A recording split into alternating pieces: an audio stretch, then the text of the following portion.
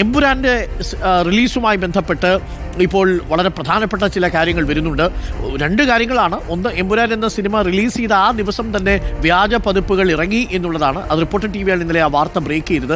വിദേശത്തൊക്കെ ഇരുന്ന് ധാരാളം ആളുകൾ ആ സിനിമ പല സമൂഹ മാധ്യമങ്ങൾ വഴിയും ഡൗൺലോഡ് ചെയ്തു എന്നുള്ളതാണ്. നിയമപ്രകാരമുള്ള മുന്നറിയിപ്പ്, പ്രിയപ്പെട്ടവരെ, ഒരു ചിത്രത്തിൻ്റെയും ഇത്തരത്തിലുള്ള വ്യാജ പതിപ്പുകൾ ഡൗൺലോഡ് ചെയ്യാനുള്ള അവകാശം നിങ്ങൾക്കില്ല. അത് നിയമവിരുദ്ധമാണ്.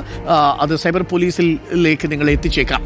പക്ഷേ മറ്റൊരു വിഷയമാണ് ഇപ്പോൾ കത്തുന്നത്. എമ്പുരാന്റെ പ്രദർശനം ആരംഭിച്ചതിനു പിന്നാലെ ഇടത് സംഘപരിവാർ അനുകൂലികൾ തമ്മിൽ സൈബർ പോര്. സിനിമയുടെ രാഷ്ട്രീയത്തെ അഭിനന്ദിക്കുന്ന കുറിപ്പുമായി ബിനീഷ് കോടിയേരി രംഗത്തെത്തിയതോടെയാണ് വിവാദം ആരംഭിച്ചത്. തൊട്ടുപിന്നാലെ സംഘപരിവാർ അനുകൂലികൾ ചിത്രത്തിനെതിരെ രൂക്ഷ വിമർശനവുമായി രംഗത്തെത്തി.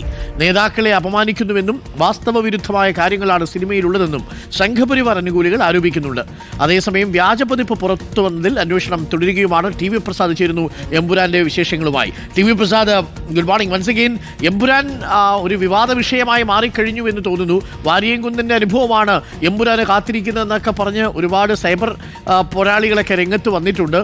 ഇടതുപക്ഷം സിനിമയെ പ്രതിരോധിക്കുന്നു, അതേസമയം തന്നെ സംഘപരിവാർ അനുകൂലികൾ ആക്രമിക്കുന്നു.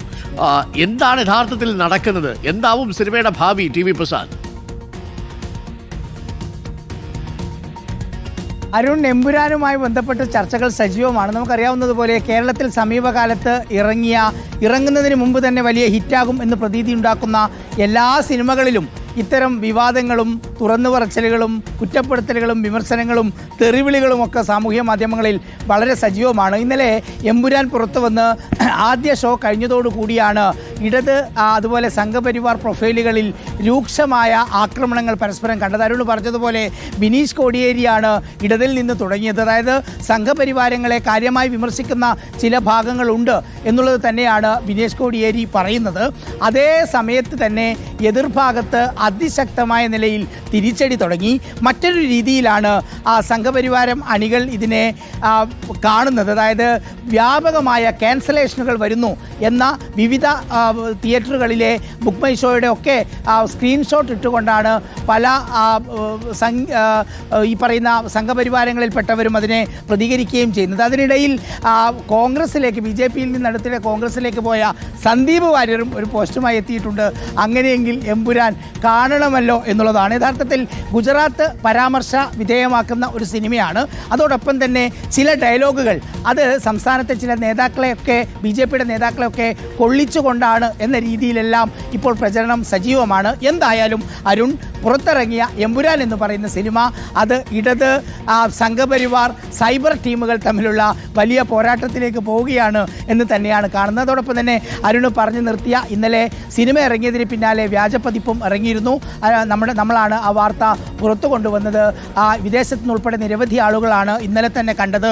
ഇന്നലെ രാത്രിയോടുകൂടി കേരളത്തിലും എത്തി ടെലിഗ്രാമിൽ കിട്ടിയ ആളുകളെല്ലാം കണ്ടു തുടങ്ങി. ഇത് ഏതെങ്കിലും തിയേറ്ററിൽ നിന്ന് ഫോൺ വെച്ച് റെക്കോർഡ് ചെയ്തതാണെന്ന് തോന്നുന്നില്ല അരുൺ. അതിൻ്റെ സൗണ്ട് ക്വാളിറ്റിയും അതുപോലെ തന്നെ അതിൻ്റെ ഒരു വ്യക്തതയും കണ്ടു കഴിഞ്ഞാൽ ആ വ്യാജ പതിപ്പ് ഇറങ്ങിയെന്ന വാർത്ത കിട്ടിയ സമയത്ത് തന്നെ അതിലെ ചില ഭാഗങ്ങൾ ഡൗൺലോഡ് ചെയ്ത് അവർ നമുക്ക് തന്നിരുന്നു കാണുന്നതിന് വേണ്ടി. അത് കണ്ടപ്പോൾ മനസ്സിലായത് എന്തായാലും സാങ്കേതിക സംവിധാനങ്ങൾ പ്രയോജനപ്പെടുത്തിക്കൊണ്ടുള്ള ഒരു ചോർത്തലായിരുന്നു നടന്നത്. അതിനെക്കുറിച്ച് സൈബർ സെൽ ശക്തമായ അന്വേഷണം തുടങ്ങിയിട്ടുണ്ട്. ചില സൈറ്റുകൾ ബ്ലോക്ക് ചെയ്ത് തുടങ്ങിയിട്ടുണ്ട് എന്നാണ് മനസ്സിലാക്കുന്നത്. ഓക്കെ, തീർച്ചയായിട്ടും അത് വേണ്ടിവരും എന്നുള്ളതാണ്. അതേസമയം സിനിമയെ കാണുക എന്നുള്ളതാണ് യഥാർത്ഥത്തിൽ നമ്മൾ ചെയ്യേണ്ടത്. ഒരു കലാസ്വാദകൻ എന്ന നിലയിൽ സിനിമയിൽ പല പ്രമേയങ്ങളും വരും. ചില പ്രമേയങ്ങൾ നമുക്ക് ഇഷ്ടമാവാത്തത് വരും, ചില പ്രമേയങ്ങൾ നമുക്ക് ഇഷ്ടമാവുന്നത് വരും. പക്ഷേ അതിലൊക്കെ അഭിപ്രായം പറയാനുള്ള അവകാശം പ്രേക്ഷകർക്കുണ്ട്. പക്ഷേ ഒരു സിനിമയുമായിട്ട് തന്നെ കാണുക. സിനിമയെ ബഹിഷ്കരിക്കേണ്ടതില്ല എന്നതാണ് അഭിപ്രായം. ആ സിനിമയ്ക്ക് ഒന്ന് പോയി കണ്ട് എന്താണ് അതിൽ പറയുന്നത് എന്ന് കേൾക്കുക, അത് ആലോചിക്കുക, സിനിമ ആസ്വദിക്കുക. മോഹൻലാലിൻ്റെ സിനിമയാണ്. അതുകൊണ്ട് ഏതെങ്കിലും തരത്തിൽ സിനിമയെ ഡീഗ്രേഡ് ചെയ്യാനുള്ള, സിനിമയ്ക്ക് ഏതെങ്കിലും നെഗറ്റീവ് റിവ്യൂ ചെയ്യാനുള്ള ബോധശ്രമത്തെ നമ്മൾ എതിർക്കണം. അതൊരു വ്യവസായം കൂടിയാണ്. സിനിമയെ കൊള്ളാമെങ്കിൽ കാണുക, കൊള്ളില്ലെങ്കിൽ കാണണ്ട എന്ന് വയ്ക്കുക. അതിനുമപ്പുറം സിനിമയിലെ രാഷ്ട്രീയത്തെക്കുറിച്ച് വലിയ രീതിയിലുള്ള ചൂടേറിയ സംവാദങ്ങൾക്കുമൊപ്പം ബഹിഷ്കരിക്കാനുള്ള ആഹ്വാനം ഉണ്ടാവുന്നത് ശരിയല്ല എന്ന് തന്നെയാണ് നമ്മുടെ നിലപാട്. സിനിമയെ തന്നെ കാണണം. അതൊരു കലയല്ലേ, അതൊരു കല കൂടിയാണല്ലോ.